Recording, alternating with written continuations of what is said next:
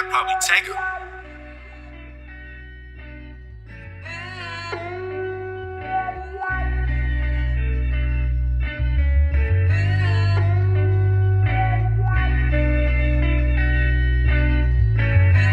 Hey everyone, and welcome to another episode of the TD Talk TV, baby. Talking that Talk TV, that is. It's your boy RDG in the building. That's what I'm talking about. I appreciate that. Let's get right into it, man.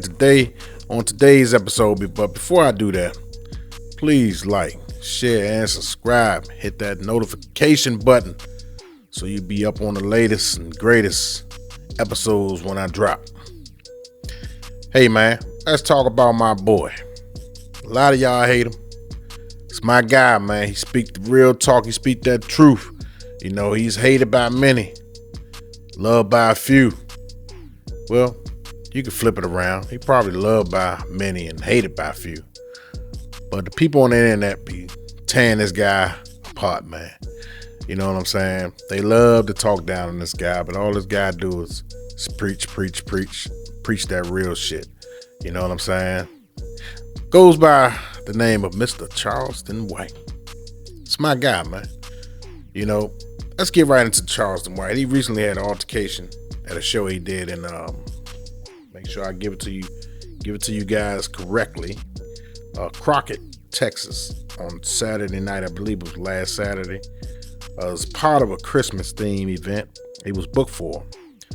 During his set, White allegedly questioned the validity of the 2020 NBA Finals, where the Los Angeles Lakers, led by LeBron James and Anthony Davis, won the championship after beating the Miami Heat.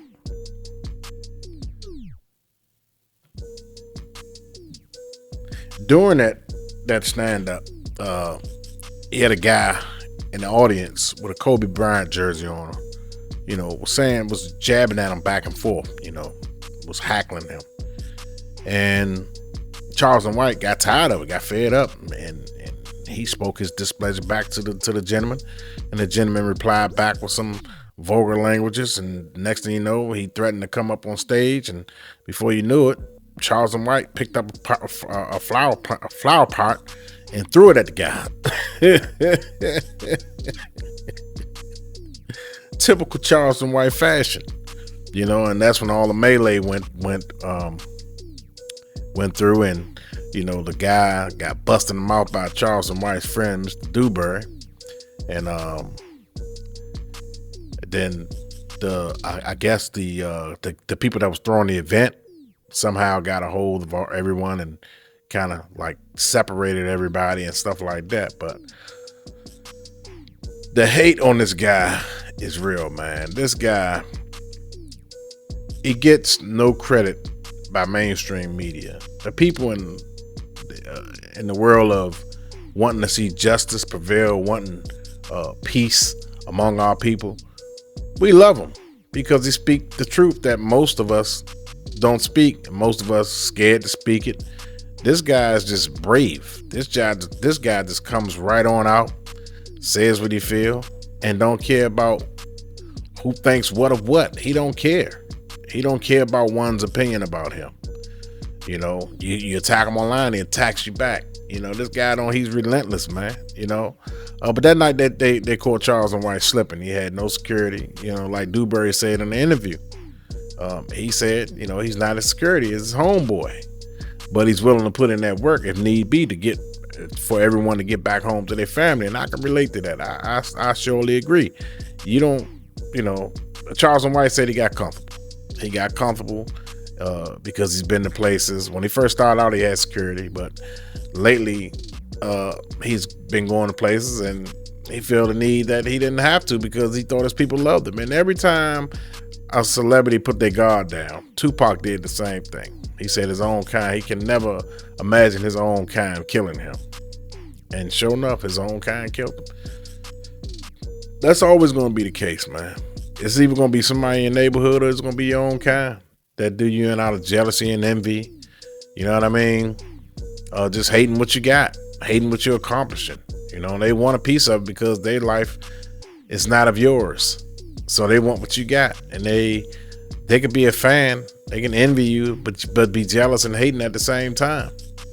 You know, and that's the scariest thing. Somebody that envies you and be jealous of you at the same damn time. They love the stuff that you got, but they want it all at the same time. That's what jealousy and envy means.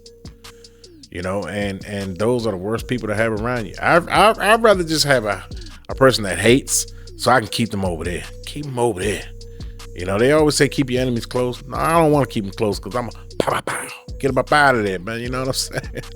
So I'd rather not have my enemies close. You know, let you hate from a distance. I know where you at. I see you over there. I know you gonna stay over there. But a person that marvels at what you have, and then at the same time plotting against you, that's the one you don't see coming.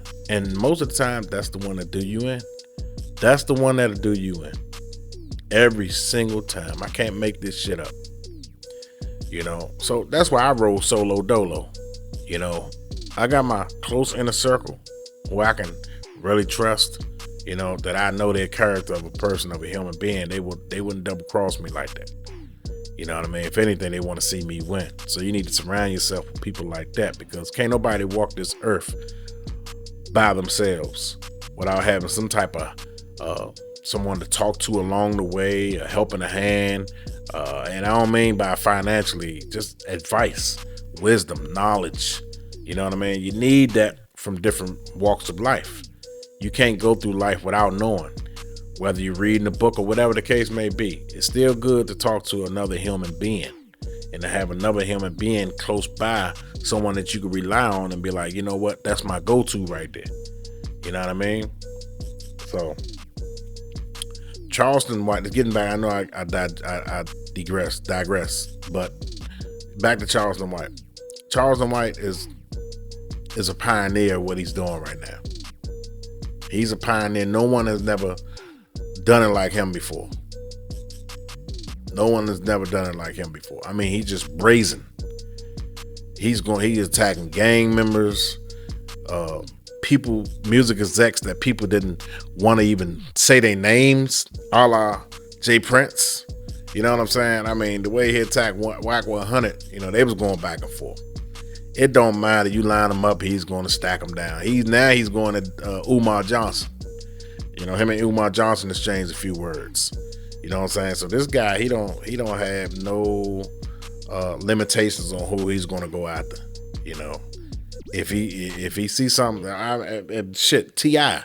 He went up against T.I. No one has gone against T.I. like that. Charleston White did. He did Lil Boosie. Lil Boosie the same way. These are so-called gangsters, right? You know, but Charleston White, Lil Boosie saying, I don't want no smoke with Charleston White. I don't want no smoke. You know what I'm saying? But yeah, the Charleston White without the T.I.'s son, you call him Big Lips.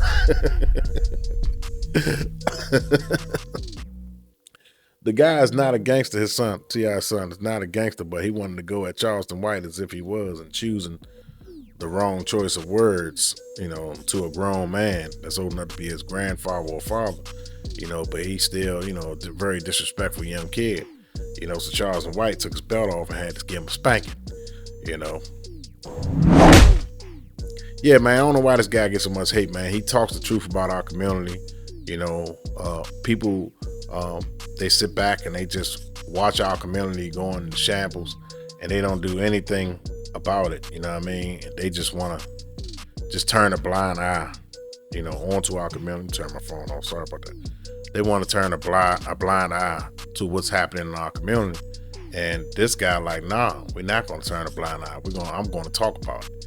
You know, he talk about the gang members and everything else, you know, and people, they just sit back and don't say anything. You know what I mean? So, yeah.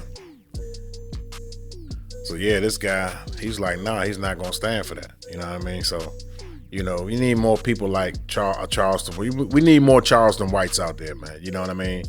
I speak on stuff, and I'm gonna start speaking on stuff on the internet, you know, that I see, that even in my own city, DMV, the nation's capital, you know, I'm gonna start speaking on more stuff. You know what I mean? You tend not to get a lot of followers when you do it that way, or a lot of views, because people want to see controversy. People like controversy.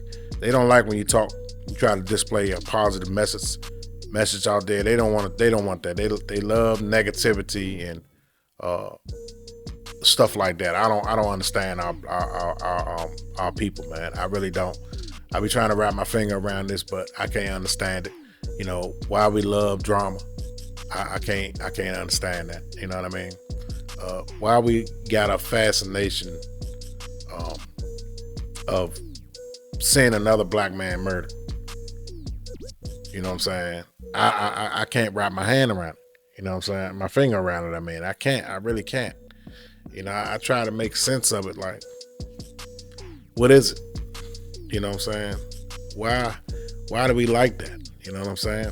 And so Charleston, all he do is put a big bullseye on it, and people are like appalled. They're like stunned. They're like, he's really going there.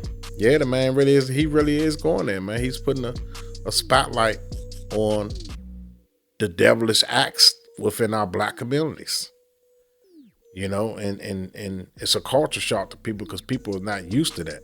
They're not used to people calling out gang members, you know, stuff like that. These drill rappers and all that type of stuff. These supposed to be big shots, feared people in the music industry. They're not used to stuff like that. So when they're hearing stuff like this, it's almost like blasphemy. Like, how dare he interrupt what's been going on for so long? You know, who is this guy? People want to know. That's why he's so intriguing, because people want to know who is this guy, man? With this unfiltered mouth that he has. You know what I'm saying? He's just calling out everybody. He's not afraid. This, that, and the fourth. And see, that will enlighten people and spark something in them to make them want to come out and also be like, you know what? Ain't nothing happened to him.